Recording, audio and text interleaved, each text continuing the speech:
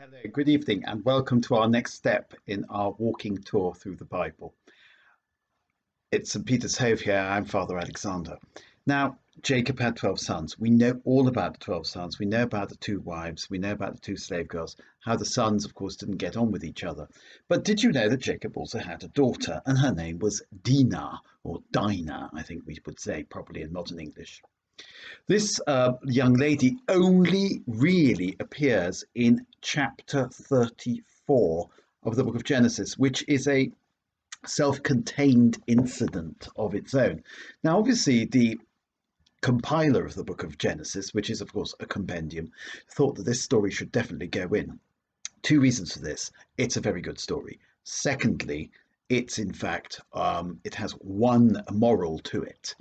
And that moral is that the Israelites should not intermarry and intermingle with the tribes around them. This story of Dinah has been made into a novel. It's the basis of a novel by a lady called Anita Diamant, and the novel is called The Red Tent.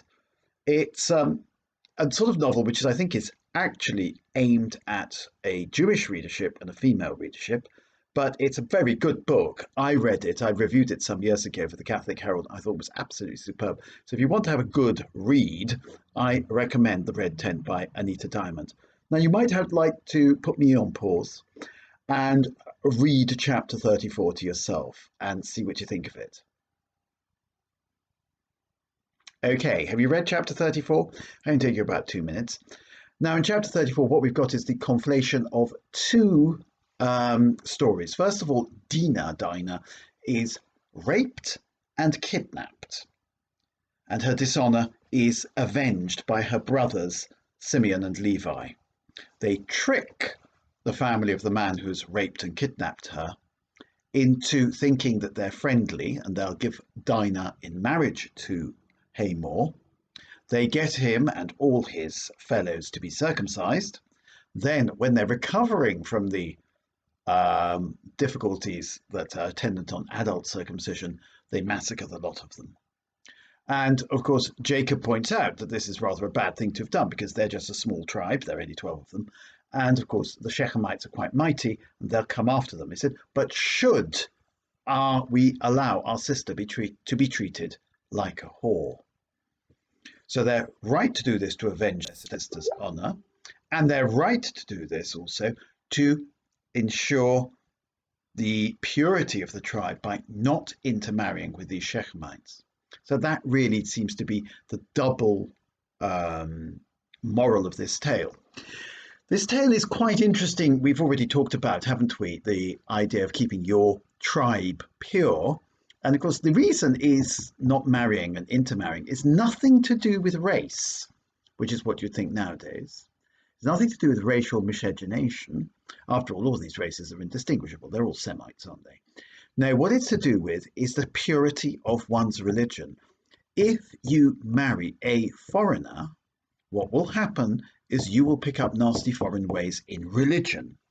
And this obviously is a commentary on what happened to King Solomon, who married a whole load of foreign women and went after strange gods. He allowed them to practice their faith, and therefore he himself fell away from fidelity to the truth God. And incidentally, that passage about King Solomon is clearly sort of echoed here. This is a commentary on what actually happened, but also it was very important in Britain in the 16th century and 17th century. Charles I, if you remember, married a woman who was Catholic, Henrietta Maria, a Bourbon from France, and he was constantly suspected of not being Protestant enough or not being a true Protestant at all. In fact, it was unjust. He was a true Protestant, but he was always charged with being a Catholic sympathizer. Same for his son James II, also Charles II. James I was also married to a Catholic, by the way. And so this really people looked at the Bible and they didn't really like this at all. So it's important to marry in. The other thing is, this is the first passage in going through the Bible in the way we have the Bible, which talks about sexual morality. She has been raped, and it's clear that she's forced to have sexual intercourse against her will with Hamor. But then Hamor falls in love with her. Hamor keeps her in his house. She doesn't run away. Maybe she's in prison. She's kidnapped. But the point of the matter is, this is rape. This is forced sexual intercourse, which is wrong in our eyes. And clearly they also think it's wrong in their eyes. But it's also immoral sexual intercourse that takes place outside marriage. In other words, Dinah is dishonored. Her honor is taken away from her. Her virginity is taken away from her. Her integrity is taken away from her, and therefore she has to be avenged. Now, there's all sorts of questions that this raises about sexual morality, but one thing is clear, and I'll just say this one point, namely that the area of sexuality is a matter for morality. In other words, there is sexual expression that is right, and there is sexual expression that is wrong. And clearly, the Rape of Dinah falls into sexual expression that is wrong. The other thing, of course, is that it's not true at this stage of the development of the faith of God's holy people that they have got a fully formed sexual morality as we have today. I mean, we have books about sexual morality. They clearly are still groping in the dark towards some sort of enlightenment on the matter of sexual morality. After all, Jacob has 4 wives. Well, 2 plus 2 slave girls. He's got a harem of 4. And that clearly is acceptable. That's the way they did it. And of course, Abraham also had a bit of a harem as well.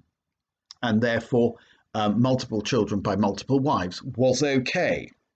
Although, I think, although it's allowed, it's clearly not a good thing, as we'll see because of the constant quarrels between Jacob's children. It's not a good thing that he married twice simultaneously.